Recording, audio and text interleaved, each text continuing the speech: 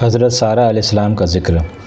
یہ حضرت ابراہیم علیہ السلام کی بیوی اور حضرت اسحاق علیہ السلام کی ماں ہیں۔ ان کا فرشتوں سے بولنا اور فرشتوں کا ان سے یہ کہنا کہ تم سارے گھر والوں پر خدا کی رحمت اور برکت ہے، قرآن میں آیا ہے۔ ان کی پاک دامنی اور ان کی دعا قبول ہونے کا ایک قصہ حدیث میں آیا ہے کہ جب حضرت ابراہیم علیہ السلام ہجرت کر کے شام کو چلے، یہ بھی سفر میں ساتھ تھی، راستے میں کسی ظالم بادشاہ کی بستی آئی۔ اس کمبخت سے کسی نے جا لگایا کہ تیری عملداری میں ایک بیوی بڑی خوبصورت آئی ہے۔ اس نے حضرت ابراہیم علیہ السلام کو بلا کر پوچھا، تمہارے ساتھ کون ہے؟ آپ نے فرمایا کہ میرے دین کی بہن ہے۔ بیوی اس لیے نہیں فرمایا کہ وہ ان کو خاوند سمجھ کر مار ڈالتا۔ جب وہاں سے لوٹ کر آئے، حضرت سارہ علیہ السلام نے کہا کہ میری بات جھوٹی مت کر دینا، اور ویسے تم دین میں میری بہن ہی ہو۔ اس نے حضرت سارہ علیہ السلام کو بلایا۔ جب ان کو معلوم ہوا کہ اس کی نیت بری ہے، انہوں نے وضو کر کے نماز پڑھی اور دعا کی کہ اے اللہ، اگر میں تیرے پیغمبر پر ایمان رکھنے والی اور ہمیشہ اپنی آبرو بچانے والی ہوں تو پھر تو مجھے اس کافر پر قابو نہ چلنے دیجیے۔ بس اس کا یہ حال ہوا کہ لگا ہاتھ پاؤں مارنے، پھر تو خوشامد کرنے لگا اور کہا کہ اے بیوی، اللہ سے دعا کرو میں اچھا ہو جاؤں، میں پکا وعدہ کرتا ہوں کہ کچھ نہ کہوں گا۔ ان کو بھی یہ خیال ہوا کہ اگر یہ مر جائے گا تو لوگ کہیں گے کہ اسی عورت نے مار ڈالا، غرض اس کے اچھے ہونے کی دعا کر دی۔ ترنت چنگا ہو گیا۔ اس نے پھر شرارت کا ارادہ کیا، آپ نے پھر بد دعا کی۔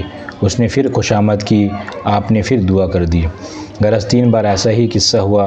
آخر جھلا کر کہنے لگا کہ تم لوگ کس بلا کو میرے پاس لے آئے، ان کو بدعا کرو۔ اور حضرت ہاجرہ علیہ السلام کو، جن کو اپنے غلام سے باندی بنا کر رکھا تھا، اور وہ قبطیوں کی قوم کی تھی، اور اسی طرح خدا نے ان کی عزت بھی بچا رکھی تھی، خدمت کے لیے ان کے حوالے کیا۔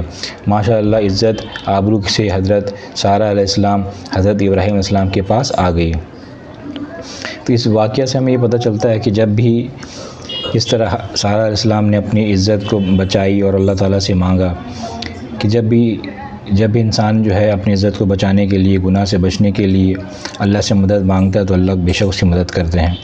اور اس واقعہ سے ہمیں یہ بھی پتہ چلا کہ نماز کتنی بڑی دولت ہے، کہ نماز کے ذریعے سے مدد جو ہے اللہ تعالیٰ فرما رہا ہے کہ نماز کے اور صبر کے ذریعے سے مجھ سے مدد حاصل کرو۔ اس طرح سارہ علیہ السلام نے نماز پڑھی، یہ نماز پڑھ کے اللہ سے مانگا۔ تو یہ جو نماز اللہ نے ہم کو دیا ہے، یہ ہمارے لیے بہت بڑی دولت ہے۔ نماز سے یہ چاہا جا رہا ہے کہ بھائی نماز کے ذریعے سے ہم اللہ کے اتنے قریب ہو جائیں کہ اپنی ہر پریشانی کو، ہر تکلیف کو اللہ تعالیٰ کے سامنے رکھیں۔ یہ تو دیکھا جاتا ہے کہ ہر انسان دنیا کے اندر میں کسی نہ کسی حال سے کم و بیش پریشان ہے، تو یہ پریشانی جو ہے اللہ تعالیٰ کی طرف سے آتی ہے، اور یہ پریشانی کو دور کرنے والی ذات جو ہے وہ اللہ کی ہے۔ جب بھی کوئی پریشانی آئے جو ہے، انسان جو ہے سب سے پہلے اس پریشانی کو لے کے اللہ تعالیٰ کے بارگاہ میں پیش ہو اور اللہ سے کہے کہ اللہ ہم اس معاملے میں پریشان ہیں، اور یہ میری پریشانی جو ہے آپ کی طرف سے آئی ہے، اور اس کو دور آپ ہی کریں گے۔ جب بندہ نماز پڑھ کے اللہ سے مدد مانگتا ہے تو اللہ تعالیٰ ضرور اس کی مدد کرتے ہیں۔ اور یہ پریشانی ہمارے اس لیے آتی ہے کہ یہ ہمارے امتحان کے لیے آتی ہے کہ اس پریشانی کے اندر میں ہم اللہ کو کتنا یاد رکھ رہے ہیں۔ ایسا نہیں کہ پریشانی آیا تو ہم اللہ کو بھول گئے، ایسا نہیں کرنا ہے کہ ہم ہر پریشانی میں اللہ کی طرف متوجہ ہونا ہے، نماز کی طرف متوجہ ہونا ہے، اور عنقریب انشاءاللہ یہ ہماری نماز کی برکت سے ہماری تمام پریشانی جو ہے انشاءاللہ دور ہو جائے گی۔